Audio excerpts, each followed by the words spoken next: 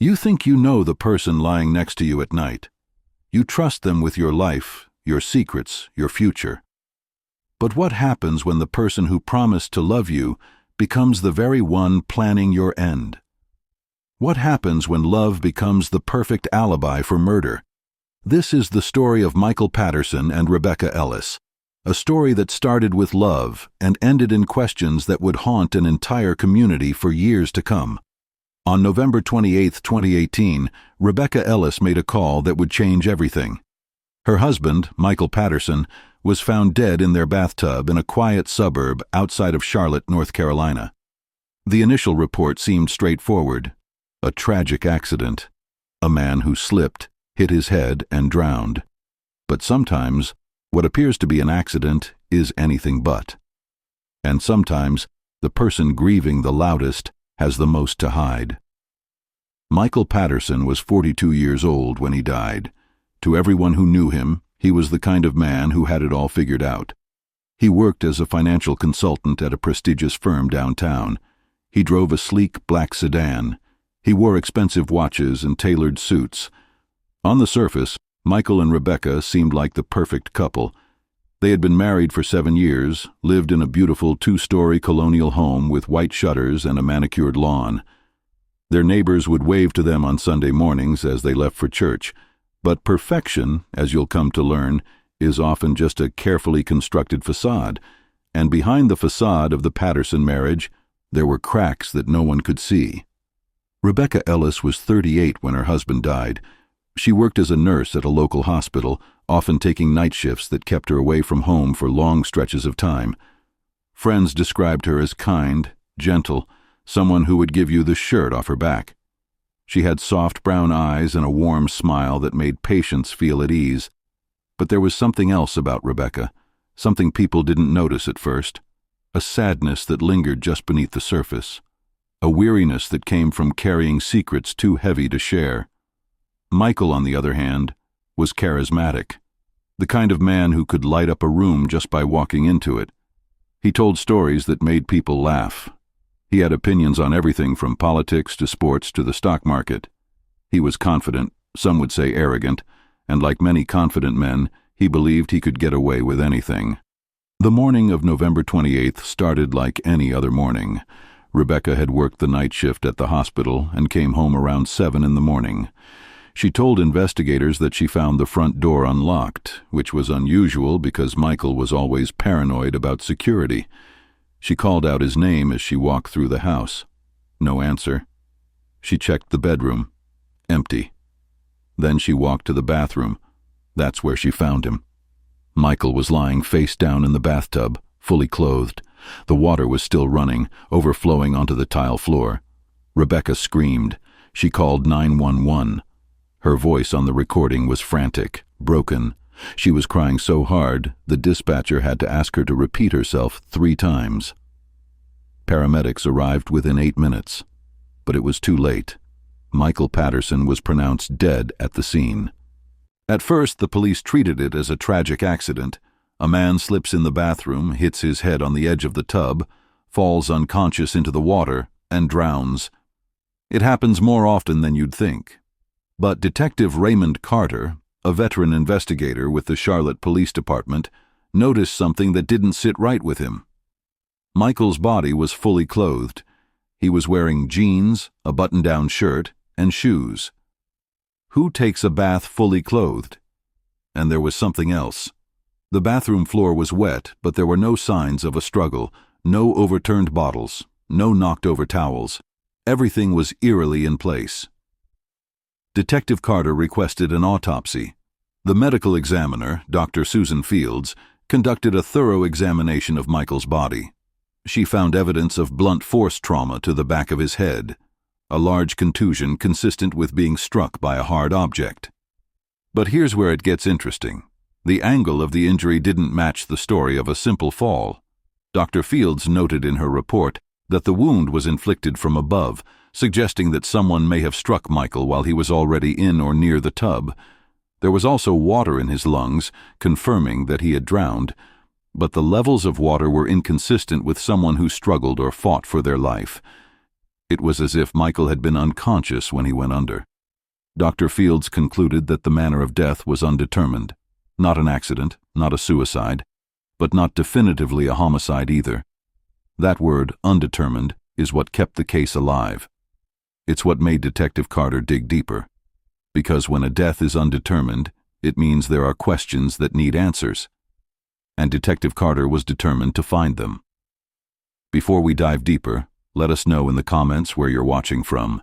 We'd love to hear from you. And if you're new here, click on the subscribe button so you never miss any of our upcoming videos. Rebecca Ellis was cooperative with the police. She answered every question they asked. She provided her phone records, her work schedule, even her financial statements. She seemed genuinely devastated by Michael's death. At the funeral, she wept openly, her body shaking with sobs as they lowered his casket into the ground. Her co-workers from the hospital attended. They hugged her, told her how sorry they were. Some of them stayed with her in the days after the funeral, bringing her food, sitting with her in silence. But while Rebecca mourned publicly, Detective Carter was quietly building a timeline of the hours leading up to Michael's death. He started by interviewing their neighbors. Most of them said the same thing. The Pattersons kept to themselves. They seemed happy. There were no loud arguments, no signs of trouble. But one neighbor, an elderly woman named Dorothy Harmon, who lived 2 houses down, mentioned something interesting. She said she had seen Michael's car in the driveway late on the night of November 27th, around 11 p.m. That was unusual because Michael often worked late and didn't come home until after midnight. Dorothy also said she heard a car door slam around 2 in the morning, followed by the sound of an engine starting. She didn't think much of it at the time, but now, in hindsight, it seemed significant. Detective Carter obtained surveillance footage from a gas station about 3 miles from the Patterson home. The timestamp showed Rebecca's car pulling into the station at 2:15 a.m. She filled up her tank, went inside to pay, and left. The footage was grainy, but you could see her clearly. She was wearing scrubs, her hair pulled back in a ponytail. She looked calm, too calm for someone who would discover her husband's body just a few hours later. Carter also pulled Michael's phone records. In the weeks leading up to his death, Michael had been texting someone frequently. The number wasn't saved in his contacts, but the messages were revealing. They were intimate, flirtatious, sexual. Michael was having an affair. The woman's name was Jessica Morgan. She was 29 years old, a paralegal at a law firm in downtown Charlotte. When Detective Carter interviewed her, she broke down almost immediately. She admitted to the affair. She said she met Michael at a networking event 6 months earlier. They started talking, and one thing led to another. She said she didn't know he was married at first. By the time she found out, she was already emotionally involved. She told Carter that Michael had promised to leave his wife. He said he was unhappy in his marriage. He said Rebecca was cold, distant, uninterested in him. Jessica believed him. She said Michael was planning to file for divorce in January. But here's the thing. There was no evidence that Michael had spoken to a divorce attorney. There were no draft papers, no consultations scheduled. It seemed like Michael was telling Jessica what she wanted to hear while continuing to live his life with Rebecca as if nothing was wrong. When Detective Carter confronted Rebecca with the evidence of Michael's affair, her reaction was measured. She didn't scream or cry. She didn't throw things or curse his name. She just nodded slowly, her hands folded in her lap. She said she had suspected for months. She noticed the late nights, the secretive phone calls, the way he pulled away from her emotionally. But she didn't confront him. She didn't demand answers. She just watched and waited. And that, Detective Carter thought, was the most chilling part. Rebecca's calm acceptance of her husband's betrayal suggested something deeper, something calculated, because most people, when they discover their spouse is cheating, react with emotion. They confront, they fight, they cry. But Rebecca did none of those things. She simply endured, or so it seemed. The investigation took another turn when Detective Carter spoke to Michael's co-workers. They painted a very different picture of the man than the one Rebecca had described. According to his colleagues, Michael wasn't the successful consultant everyone believed him to be. In fact, Michael had been placed on probation at work 3 months earlier. His performance had been slipping. He was missing deadlines, showing up late to meetings, making careless mistakes. His supervisor, a man named Greg Thompson, said Michael seemed distracted, stressed. When Greg asked him if everything was okay at home, Michael brushed it off. He said everything was fine, but it wasn't fine. Financial records showed that Michael had been hemorrhaging money. He had maxed out 3 credit cards. He had taken out a personal loan for $50,000 that he hadn't told Rebecca about. He was behind on the mortgage payments for their home. And here's the kicker. Michael had a life insurance policy worth $500,000. Rebecca was the sole beneficiary. Detective Carter now had a potential motive. Rebecca had discovered her husband's affair. She knew about his financial troubles. She knew that if Michael left her, she would be left with nothing but debt and a broken heart. But if Michael died, she would receive $500,000, enough to pay off the mortgage, clear the debts, and start over. The pieces were starting to fit together, but there was still no concrete evidence, no murder weapon, no witnesses, nothing that definitively placed Rebecca at the scene of Michael's death. That is, until Detective Carter received a phone call from a woman named Linda Barker. Linda Barker was a friend of Rebecca's. They had worked together at the hospital for over a decade. Linda said she had been struggling with her conscience for weeks. She said Rebecca had confided in her about Michael's affair back in October, a full month before his death. Rebecca told Linda she felt trapped. She said she wanted to leave Michael but couldn't afford to. She said she fantasized about him just disappearing, about waking up one day and him being gone. Linda said she tried to encourage Rebecca to seek counseling, to talk to Michael, to work things out. But Rebecca seemed resigned. She said some things couldn't be fixed. Linda also revealed something else. 2 weeks before Michael's death, Rebecca asked Linda a strange question. She asked if someone could drown in a bathtub if they were unconscious. She said she had been watching a true crime documentary and was curious. Linda thought it was an odd question, but didn't think much of it at the time. Now, in hindsight, it felt like a confession. Detective Carter brought Rebecca in for another interview. This time the questions were more pointed. He asked her about the conversation with Linda. He asked her about the life insurance policy. He asked her where she was between midnight and 2 a.m. on the night Michael died. Rebecca's demeanor shifted. The calm facade began to crack. She said she couldn't remember exactly where she was. She said she had driven around after her shift ended because she needed to clear her head. She said she didn't want to go home because she knew Michael would be there, probably texting Jessica. Detective Carter pressed harder. He asked if she had gone home that night. Rebecca hesitated. Then she admitted that she had. She said she arrived home around 1 a.m. She said she found Michael in the bathroom, already in the tub. She said he was drunk, belligerent. She said they argued. He told her he was leaving her.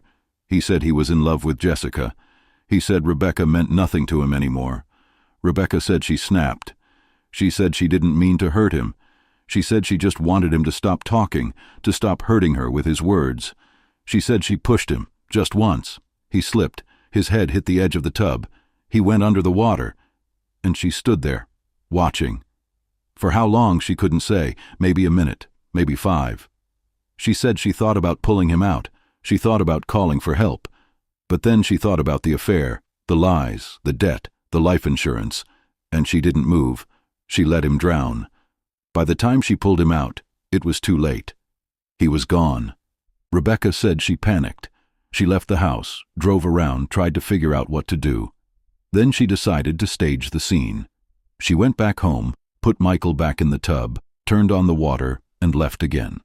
She came back hours later and called 911, pretending she had just discovered his body. Detective Carter arrested Rebecca Ellis on December 15, 2018. She was charged with second-degree murder. The case went to trial in March of 2019. The prosecution argued that Rebecca had planned Michael's death. They pointed to the conversation with Linda, the suspicious timeline, the financial motive. They said Rebecca wasn't a grieving widow. She was a calculated killer who had gotten away with murder for weeks until the evidence caught up with her. The defense painted a different picture. They argued that Rebecca had been a victim of Michael's emotional abuse for years. They said she had endured his lies, his infidelity, his financial recklessness. They said the night Michael died, she had acted in a moment of desperation, not premeditation. They said she didn't intend to kill him. She just wanted him to stop hurting her. The jury deliberated for 3 days.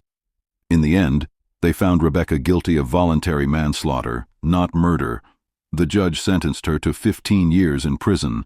Rebecca Ellis is currently serving her sentence at the North Carolina Correctional Institution for Women. She has maintained that she never intended to kill Michael. She says she loved him once. She says she wishes she could take it all back. But wishes, as we all know, don't change the past. Michael Patterson's family was devastated by the verdict. His mother, Catherine Patterson, gave a tearful statement outside the courthouse. She said Rebecca had taken her son from her. She said no amount of time in prison would bring Michael back. She said she hoped Rebecca would spend every day thinking about what she had done. Jessica Morgan, the woman Michael had been having an affair with, disappeared from public view after the trial. She deleted her social media accounts, moved to another state. Friends say she carries the guilt of the affair with her, wondering if things might have been different if she had never met Michael. The house where Michael died was sold 6 months after Rebecca's conviction. The new owners have no idea of the tragedy that took place within those walls. They painted the walls a cheerful yellow, ripped out the old bathroom, installed new fixtures. They wanted to erase the past. But the past, as we know, is never truly erased. For Detective Raymond Carter, the case was a reminder of how fragile human relationships can be, how love can turn to resentment, how trust can shatter, how ordinary people can do extraordinary things when pushed to the edge.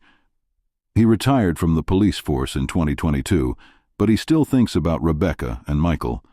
He wonders if there was anything anyone could have done to prevent what happened. He wonders if Michael ever realized the danger he was in. He wonders if Rebecca ever truly loved him, or if the marriage was just a performance that went on for too long. The autopsy that finally closed the case revealed something that no one expected. Toxicology reports showed that Michael had high levels of a prescription sedative in his system the night he died. The drug was one that Rebecca had access to at the hospital. It was used to calm agitated patients. In high doses, it could render someone unconscious. The prosecution used this evidence to argue that Rebecca had drugged Michael before drowning him, that it wasn't just a crime of passion, it was premeditated. But Rebecca's defense team argued that Michael could have taken the medication himself, that he was depressed about his failing marriage, his financial troubles, his crumbling career, that he might have been contemplating suicide. The jury didn't fully believe either story. They settled on manslaughter because they believed Rebecca had contributed to Michael's death, but they weren't convinced she had planned it from the start. In the end, what killed Michael Patterson wasn't just the water in his lungs. It was the silence, the years of unspoken resentment, the lies that piled up like debris, the secrets that festered until they became toxic. For Rebecca, it wasn't just about what Marcus had done, it was about who he had become. A stranger wearing the face of the man she once loved. A man who had promised her forever but delivered betrayal. A man who had built a life on lies and expected her to live in it without question. She couldn't do it anymore. And in a moment that lasted mere seconds but changed everything, she made a choice. A choice that would haunt her for the rest of her life. A choice that would define her in the eyes of the world, not as a wife, not as a nurse, but as a killer. Rebecca never remarried. There were no more chances at love, no more promises of forever. The house where she and Michael had built their life together was sold to strangers who knew nothing of the ghosts that lingered in the halls. The bathtub where Michael took his last breath was torn out, replaced with something new, something without memory. But those who knew them, those who sat in the courtroom and heard every painful detail, say that love wasn't what destroyed Rebecca and Michael. It was the silence, the things they never said to each other, the conversations they avoided, the truth they buried beneath layers of pretense and politeness. They say that if Michael had been honest about his struggles, if Rebecca had confronted him about the affair, if either of them had the courage to speak the painful truth, maybe things would have been different. Maybe Michael would still be alive. Maybe Rebecca wouldn't be sitting in a prison cell, counting down the days until she's free. But maybe isn't enough. Maybe doesn't bring back the dead. Maybe doesn't heal the wounds or undo the damage. Maybe is just another word for regret. What do you think really happened that night? Was Rebecca a victim pushed too far, or a calculated killer who saw an opportunity and took it? Was justice served, or was this tragedy inevitable from the moment two people who should have never been together said, "I do"? Let us know your thoughts in the comments below. I read every single one. And if you thought this story was shocking, wait until you hear what happened in our next investigation. The woman who vanished after her husband's release from death row. A case that will make you question everything you think you know about love, loyalty, and the lengths people will go to protect their secrets. Subscribe now, and I'll see you in the next one.